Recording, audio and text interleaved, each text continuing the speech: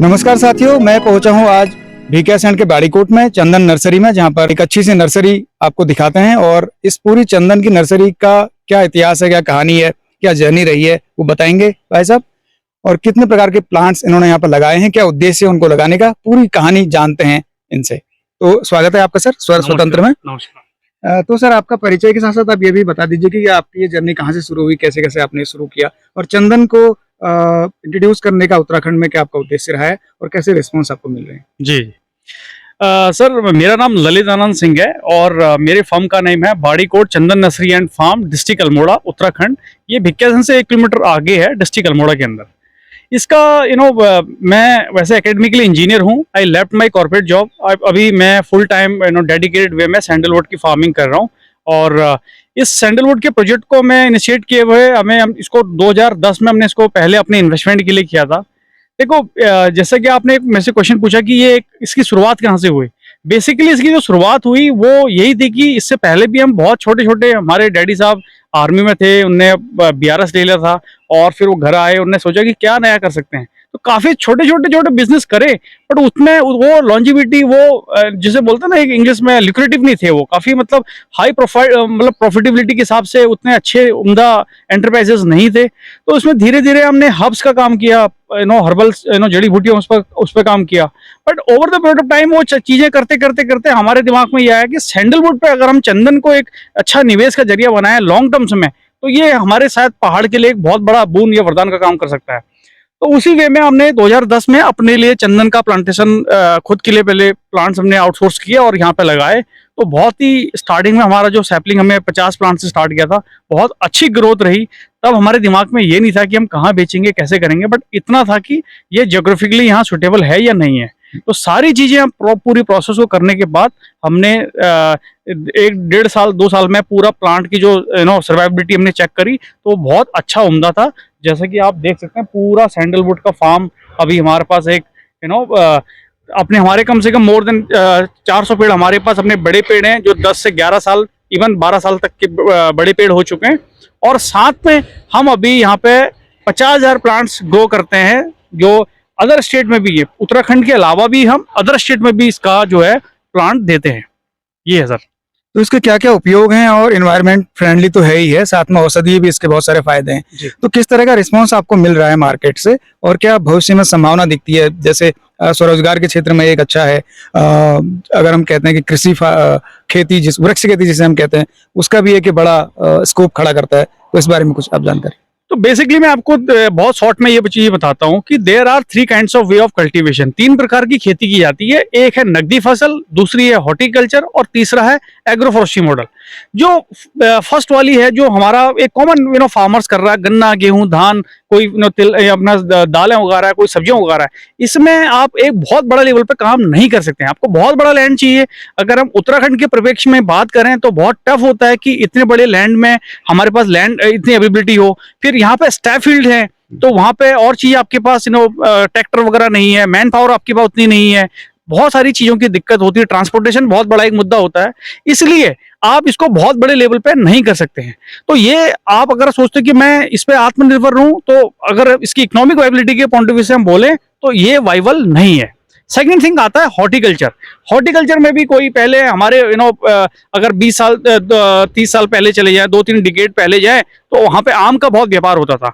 फिर लीची हो गई है, कोई अमरूद कर रहा है। बट अगर आप देखेंगे कुछ टाइम के बाद आम भी 1 साल ब्रेक लेता है, और जंगली जानवरों का बड़ा आतंक है, मार्केट नहीं मिल पा रही। आप उसको अपना अच्छे से अगर उसकी हैंडलिंग नहीं कर पा रहे, और जहां पे उसकी एक मार्केट डेस्टिनेशन है वहां तक नहीं पहुंचा पा रहे, तो अल्टीमेटली आपने हार्वेस्ट तो कर लिया, बट आपको उस लेवल का रेट नहीं मिल पा रहा। बहुत सारी चीजें होती हैं जिसके कारण वो भी उतना ज्यादा एक सफल नहीं है। तीसरा मॉडल आता है सर एग्रोफोरेस्ट्री मॉडल।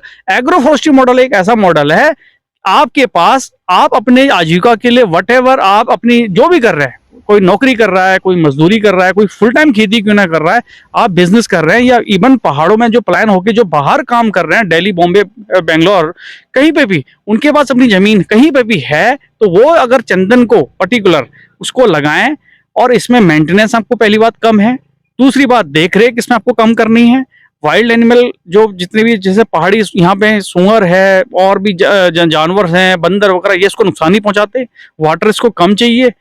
और इस प्रकार से अगर इसनो आपने जैसे आप अपने भविष्य के लिए जैसे mutual fund, stock market, real estate या एफडीज वगैरह करते हैं, उसी वे में अगर आप चंदन को एक प्रोजेक्ट के रूप में लें over the period of time, मैं आपको जीता जाता इसका एग्जाम्पल बताता हूँ। 4 बार हम इसकी हार्वेस्टिंग कर चुके हैं, 3 बार हमने इसकी प्रूनिंग क्रॉपिंग कर ली है, और 1 बार हमने इसका बाई रूट हमने इसका कन्नौज में, इधर जो यूपी में है, वहां पे इसको सेल आउट कर लिया है। तो इस चंदन की अभी खाली लकड़ी को सेल आउट करके भी हमने बहुत अच्छा खासा एक चंक बनाया है। तो मेरा कहने का मतलब है, आज पीछे आप मेरा ऑर्चर्ड दे सकते हैं, यहाँ पे जो अगर हम दिखा रहे हैं, यहाँ पे आप अगर मैं कुछ ना भी करूं, इसको बोलते हैं पैसिव इनकम, कुछ ना भी करूं तो मेरा सैंडलवुड ग्रो हो रहा है, और मुझे आज से अगर मैं कुछ काम ना भी करूं तो मुझे कोई काम करने की जरूरत नहीं पड़ेगी। ये मेरे चंदन के अंदर क्षमता है।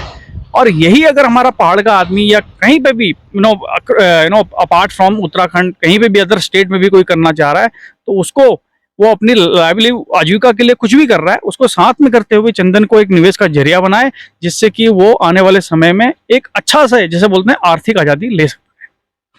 तो आपने चंदन के बारे में बताया, और चंदन के अलावा आपने क्या क्या प्लांट्स यहाँ पर लगाए हुए हैं?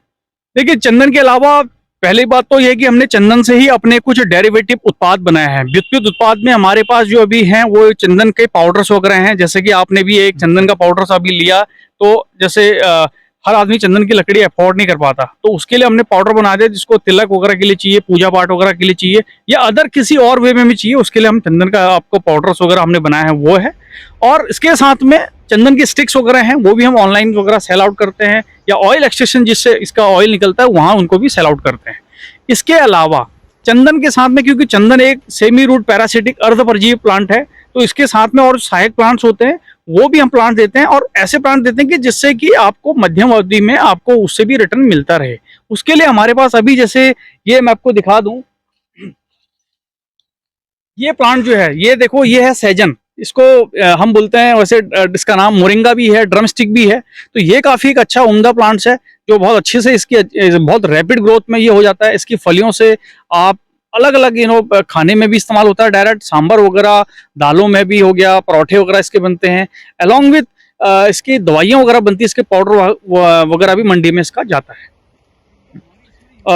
ये इसके अलावा सर हमारे पास अभी ये देख सकते हैं आप, ये है अपना अफ्रीकन मोहगनी है, ये टिम्बर बेस के लिए इसका इस्तेमाल होता है, और ये प्लांट्स भी काफ़ी अच्छा है। उसके अलावा यहाँ पे आप देख सकते हैं कि हमारे पास लेमन है, लेमन के अलावा ताइवान गवावा है हमारे पास, हाइब्रिड लेमन है, और बहुत सारी चीज़ें हमारे पास प्लांट्स हैं जो कंपेनियन प्लांट्स के रूप में हम कर रहे हैं। बट हमारा मेन फोकस जो है सैंडलवुड है, और इसके अलावा हम कुछ नकदी फसलें भी ऐसी करा रहे हैं जो नई हब्स के रूप में है। उसमें हम काली हल्दी, काला अदरक, मैं आपको भी दिखाऊंगा, तो हम काली हल्दी, काला अदरक वगैरह भी करा रहे हैं, और कुछ टाइम स्पेसिफिक, जैसे विंटर के लिए हमारे पास कुछ शॉर्ट ड्यूरेशन की जो क्रॉप है वो है हमारे पास, जैसे लाइक कैमोमाइल वगैरह। तो ये इन सारी चीज़ों को एक फार्मर का, जैसे आप एक, जैसे फाइनेंशियली आप जब अपना ना फाइनेंशियल वर्ल्ड में अपना एक पोर्टफोलियो बनाते हैं कि मेरे पास लॉन्ग टर्म, शॉर्ट टर्म्स के लिए कैसा है, मिड टर्म्स के लिए क्या है, उसी प्रकार से अगर एक फार्मर भी अगर अच्छे डेडिकेटेड वे में अपने फार्मिंग को एक पोर्टफोलियो की तरह समझे, और अपने शॉर्ट टर्म्स, मिड टर्म्स और लॉन्ग टर्म्स को के ग्रोथ को एक एस्टिमेट करे, तो मुझे लगता है कि शायद जो अभी तक एक नैरेटिव बना है ना फार्मर्स का, कि फार्मर्स बड़ा लाचार दुलार, उस प्रकार से मेरे ख्याल से इससे हैंडसम जॉब आई थिंक नहीं हो सकता। और बिकॉज दैट मैं अपनी अच्छी खासी एक हैंडसम जॉब छोड़ के I am doing full time sandalwood cultivation, तो शायद इसका बेस्ट एग्जांपल, इससे अल्टरनेटिव हो नहीं सकता कुछ।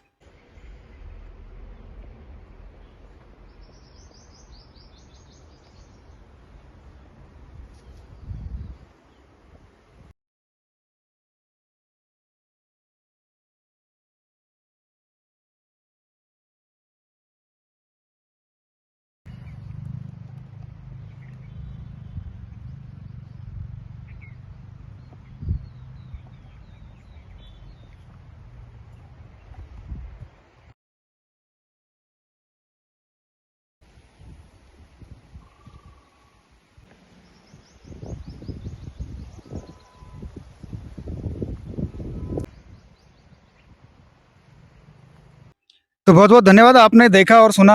अभी हम आपको और भी विजुअल्स दिखाएंगे यहाँ के। तो इन्होंने किस तरीके से फार्मिंग को एक नया आयाम देने की कोशिश की है। और जिस तरीके से एक जमी जमाई जॉब को छोड़ के अपनी मिट्टी के साथ जुड़कर कुछ नया कुछ क्रिएटिव करने का उन्होंने बीड़ा उठाया है, निश्चित तौर पर वो सफलता भी आज यहाँ दिखाई दे रही है। तो बने रहिए हमारे साथ और कुछ और जानकारियों के साथ किसी और नई कहानी के साथ मैं फिर आपसे रूबरू होऊंगा। तब तक दीजिए इजाजत, नमस्कार।